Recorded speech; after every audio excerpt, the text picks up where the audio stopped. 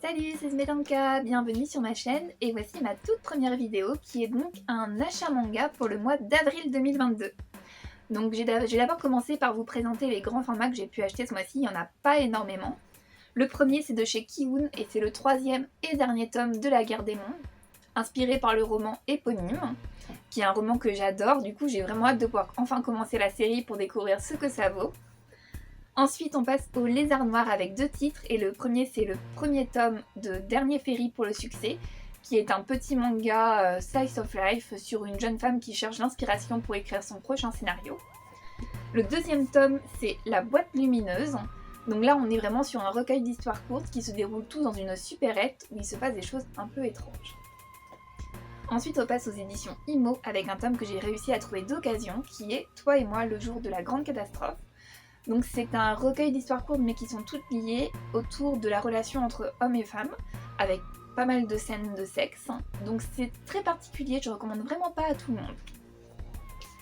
Ensuite on va passer à une série que j'ai complétée et terminée, donc c'est chez Pika Édition et il s'agit de Éline, la charmeuse de bêtes, avec le tome 11, le tome 10, et le tome 6. Donc c'est un manga de fantasy sur une charmeuse de bêtes, parce que c'est un monde où il y a des bêtes extraordinaires et fantastiques, et qui sont un peu sauvages et qui ont tendance à s'attaquer aux humains. Donc perso c'est un manga que j'adore et j'ai vraiment hâte de le terminer. Ensuite on va passer à la maison d'édition chez qui j'ai le plus acheté, et c'est Meian Édition. Et tout simplement j'ai acheté beaucoup chez eux parce que j'ai découvert le site Anime Store, parce que c'est des mangas que j'avais beaucoup de mal à me procurer en librairie. Beaucoup de librairies en fait ne les vendaient pas, ou alors c'était très difficile de les commander. Du coup, avec le site Anime Store, j'ai pu tout commander dessus. Donc là, le mois dernier, j'ai fait une commande en occasion, donc j'en ai profité pour commencer plein de séries. Et ce mois-ci, j'ai complété mes séries. Donc tout d'abord, Demon Lord en One Romero avec le tome 2, le tome 3 et le tome 4. Donc je suis à jour sur cette série et clairement c'est à mourir de rire, mais vraiment à mourir de rire.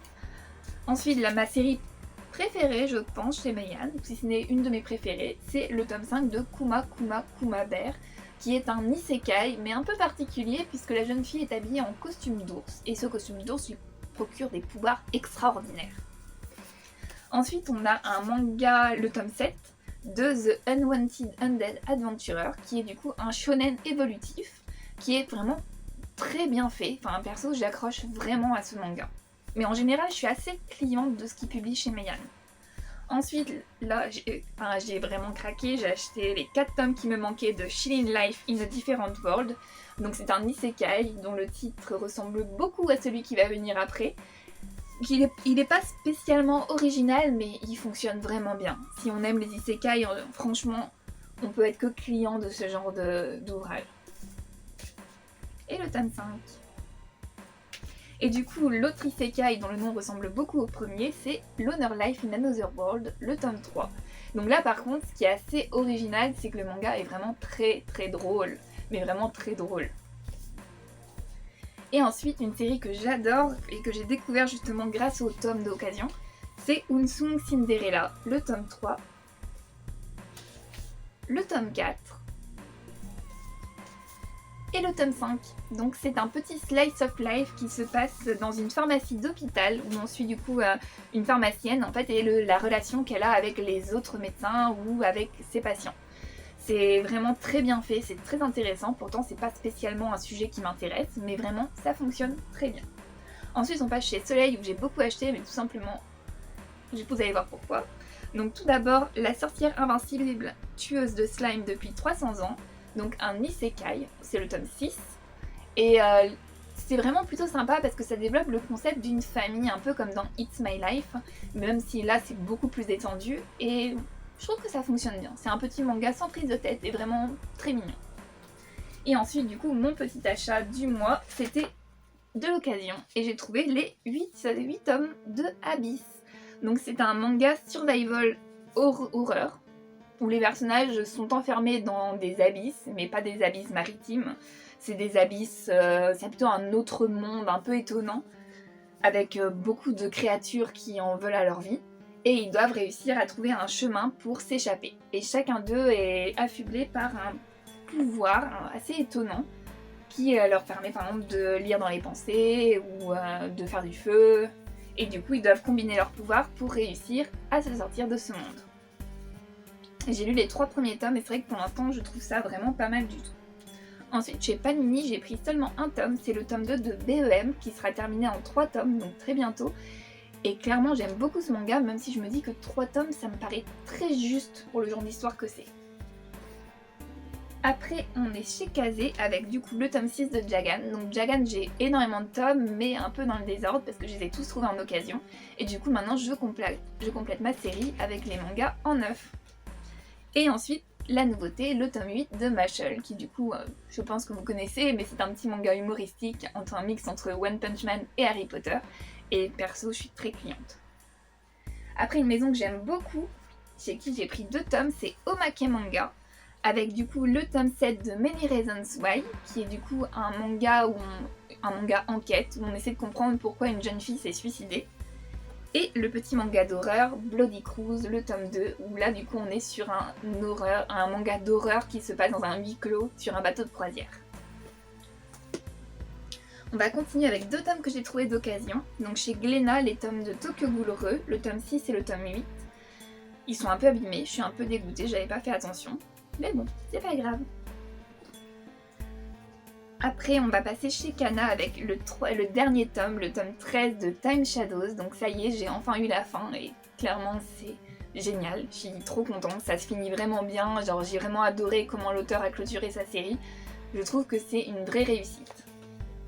Et le tome 2 de New Love, New Life. Donc c'est le préquel à First Job, New Life, chez Kana aussi. Et c'est trop mignon, c'est une histoire d'amour adorable sur fond de travail de graphisme sur le pachinko. Et vraiment, c'est super. Ensuite, on passe à ma maison d'édition préférée avec Nobi Nobi. Et du coup, la nouveauté du mois, c'était Heterogenia Linguistico. Je sais pas du tout comment ça se prononce. Donc c'est un explorateur en fait qui se retrouve dans un autre monde et qui essaie de comprendre les us et communes des peuples, par exemple les loups-garous ou les hommes lézards. Donc ce tome 1 est vraiment très intéressant et j'ai vraiment envie de savoir la suite. Ensuite, une de mes séries préférées, c'est le tome 11 de Au Grand Air, donc un manga sur le camping, qui je pense est plus connu par son animé qui s'appelle Yuru Camp, mais que perso j'adore. Et ensuite, le tome 15 de Shine, un manga sur la mode où on suit un styliste et une top modèle. Alors, j'ai trouvé un autre petit tome d'occasion. Chez Kurokawa, c'est le tome 16 de Mob Psycho 100. Donc j'ai quasiment tout de la série, mais c'est pareil, il doit manquer quelques tomes, 2 ou 3, pas plus. Et une série dont je suis très cliente, c'est le tome 5 de Moi quand je me réincarne en slime, comment vivre chez les monstres. Donc qui est en gros le spin-off un peu slice of life de Moi quand je me réincarne en slime.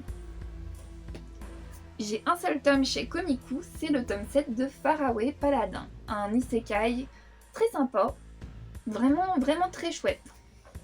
J'ai pas grand chose à dire dessus en fait. Une autre série que j'ai trouvée d'occasion chez Akata cette fois-ci, c'est les 3 tomes de Colère nucléaire, donc qui se ressemblent énormément.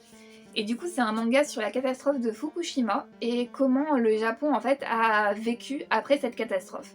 Donc c'est pas du tout un manga histoire, en fait on suit vraiment plutôt les réactions du peuple, les réactions des médias, les réactions des politiques, et on suit aussi beaucoup en fait l'ingérence des États-Unis dans la politique japonaise par rapport à cette crise. Alors après, clairement le manga est très pointu, très spécifique, je suis vraiment pas sûre d'avoir tout compris, c'est clairement pas le genre de manga à mettre entre toutes les mains, mais si on veut un peu comprendre finalement les conséquences sociales de ce genre de catastrophe, je trouve que c'est plutôt une bonne approche en fait pour découvrir ça.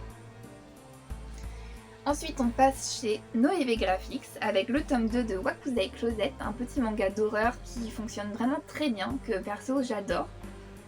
Le tome 2 qui a mis tellement longtemps à sortir de Soul Liquid Chambers, donc un manga de zombies.